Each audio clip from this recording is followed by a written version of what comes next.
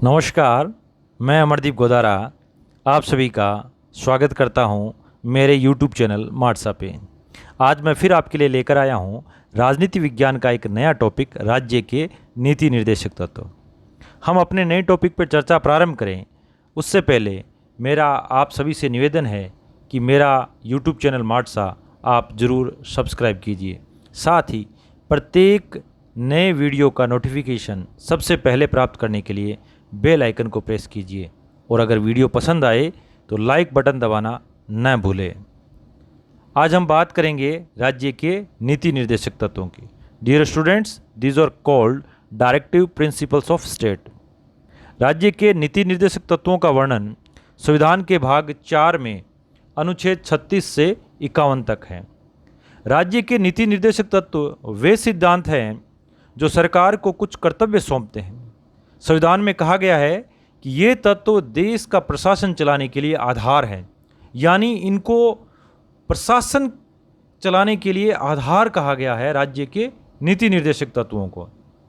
वास्तव में संविधान निर्माताओं का यह विश्वास था कि मौलिक अधिकारों के द्वारा राजनीतिक लोकतंत्र की आधारशिला रखना तभी लाभदायक होगा जब इसके साथ साथ सामाजिक न्याय तथा आर्थिक लोकतंत्र की स्थापना भी की जाए। और इसी को यानी सामाजिक न्याय और आर्थिक लोकतंत्र की स्थापना के लिए उन्होंने नीति निर्देशक सिद्धांतों के रूप में कुछ ऐसे नियमों की रचना की है जिनको क्रियात्मक रूप देने से देश में एक लोक कल्याणकारी राज्य की स्थापना की जा सकती है। तो आप इसका सार ये समझो कि लोक कल्याणकारी राज्य की स्थापना के लिए राज्य के नीति निर्देशक तत्वों की महती भूमिका है। अतः कहा जा सकता है कि संविधान की प्रस्तावना में जिन आदर्शों एवं उद्देश्यों को स्थान दिया गया है उन्हें व्यवहारिक रूप प्रदान करने के लिए इन तत्वों का समावेश संविधान में किया गया है। अब नीति निर्देशक तत्वों से संबंधित दो महत्वपूर्ण कोटेशन हैं। डॉक्टर राजेंद्र प्रसाद के अनुसार राज्य के नीति निर्देशक तत्वों का उद्देश्य जनता के कल्याण को प्रोत्साहित करने वाली सामाजिक व्यवस्था का निर्माण करना है।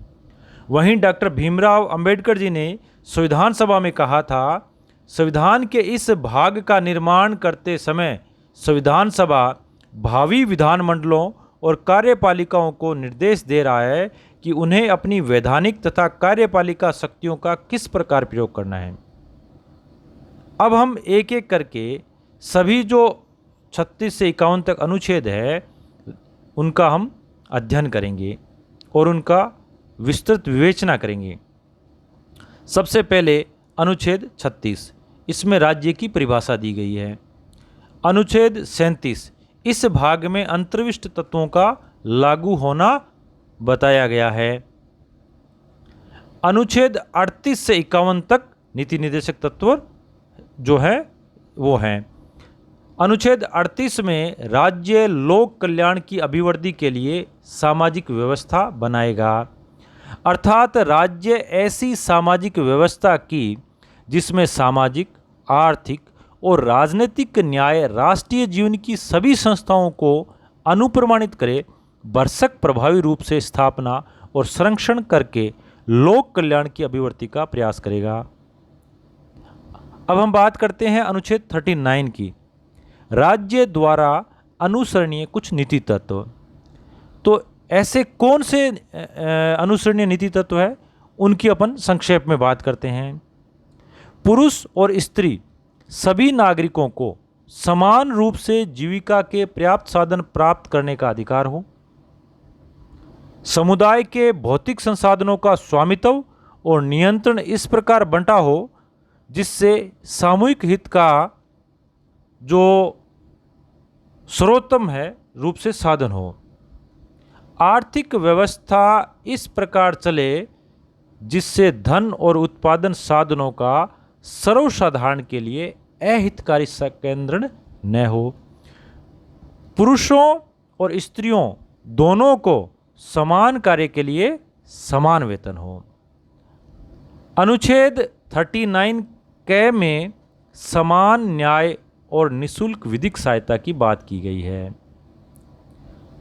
अर्थात राज्य ये सुनिश्चित करेगा कि विधिक तंत्र इस प्रकार काम करे कि समान अवसर के आधार पर न्याय सुलभ हो, और ये सुनिश्चित करने के लिए कि आर्थिक या किसी अन्य नियोक्ता के कारण कोई नागरिक न्याय प्राप्त करने के अवसर से वंचित न रह जाए, उपयुक्त विधान या किसी अन्य रीति से निःशुल्क विधिक सहायता की व्यवस्था करेगा।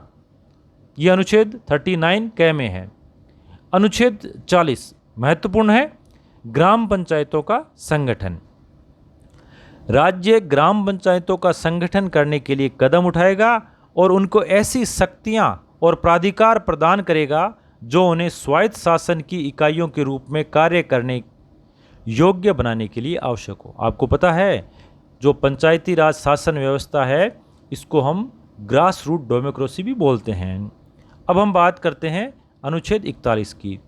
कुछ दशाओं में काम, शिक्षा और लोक सहायता पाने का अधिकार, यानी कि राज्य अपनी आर्थिक सामर्थ्य और विकास की सीमाओं के भीतर काम पाने के, शिक्षा पाने के और बेकारी, बुढ़ापा, बीमारी और निःशक्तता तथा अन्य अभाव की दशाओं में लोक सहायता पाने के अधिकार को प्राप्त कराने का प्रभावी उपबंध करेगा।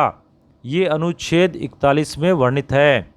अब हम बात करते हैं अनुच्छेद 42 की। काम की न्याय संगत और मानवोचित दशाओं का तथा प्रसूति सहायता का उपबंध इसमें वर्णित है। अर्थात राज्य काम की न्याय संगत और मानवोचित दशाओं को सुनिश्चित करने के लिए और प्रसूति सहायता के लिए उपबंध करेगा। अनुच्छेद 43 कर्मकारों के लिए निर्वाह मजदूरी, यानी राज्य उपयुक्त विधान या आर्थिक संगठन द्वारा किसी अन्य रीति से कृषि के, उद्योग के या अन्य प्रकार के सभी कर्मकारों को काम, निर्वाह मजदूरी, शिष्ट जीवन स्तर और अवकाश का संपूर्ण उपभोग सुनिश्चित करने वाली काम की दशाएं तथा सामाजिक और सांस्कृतिक अवसर प्राप्त कराने का प्रयास करेगा।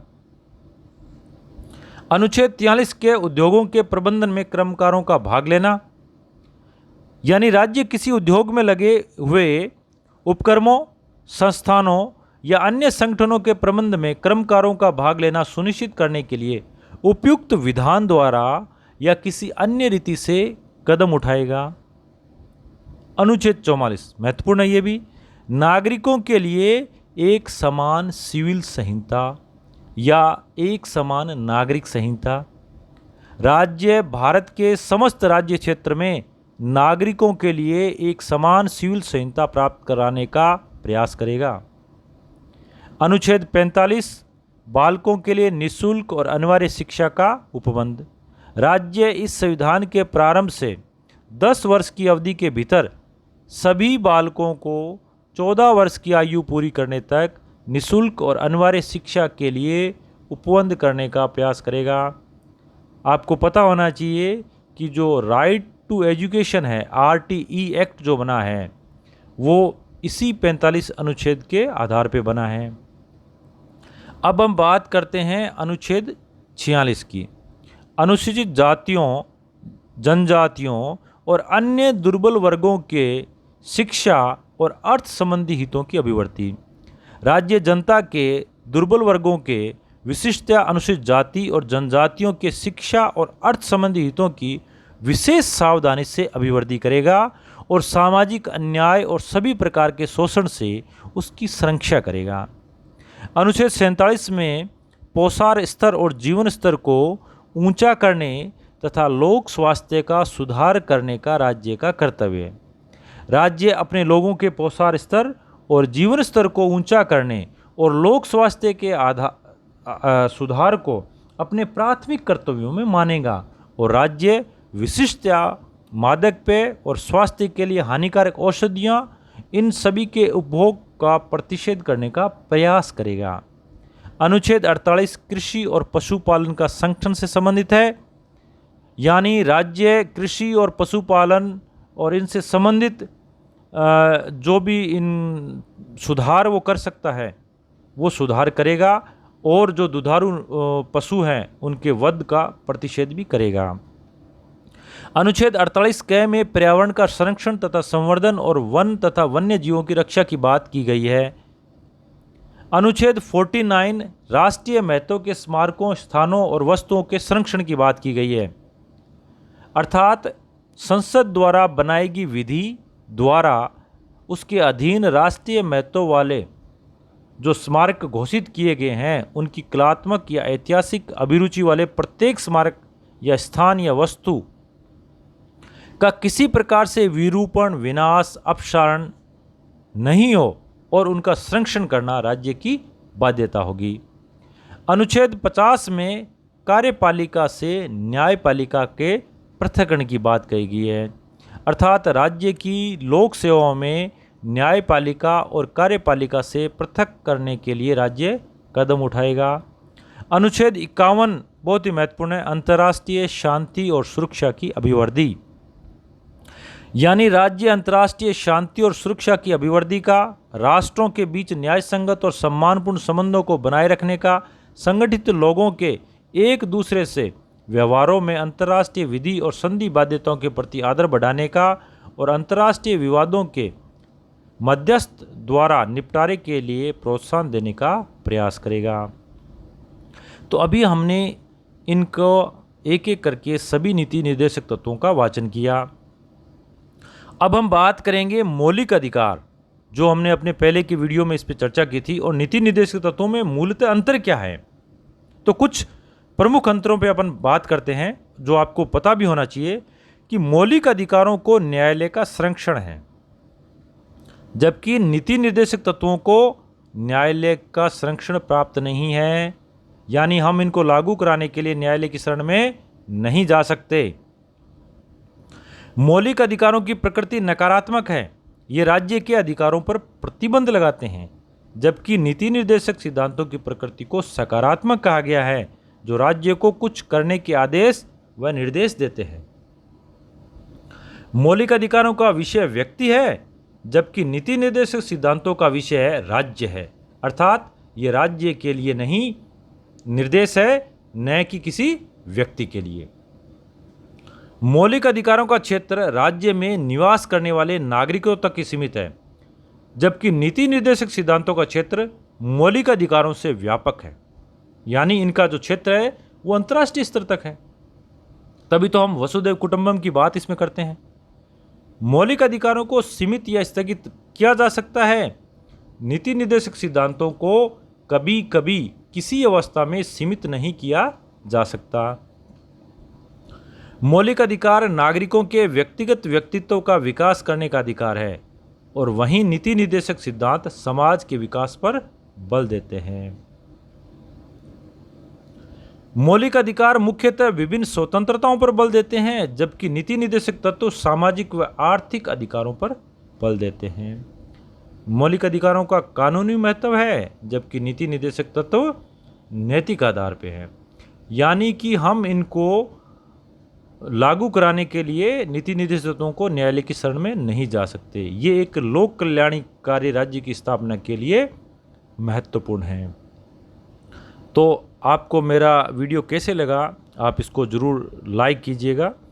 हम फिर मिलेंगे एक नए टॉपिक के साथ, जिसका नाम होगा मूल कर्तव्य। तब तक अलविदा।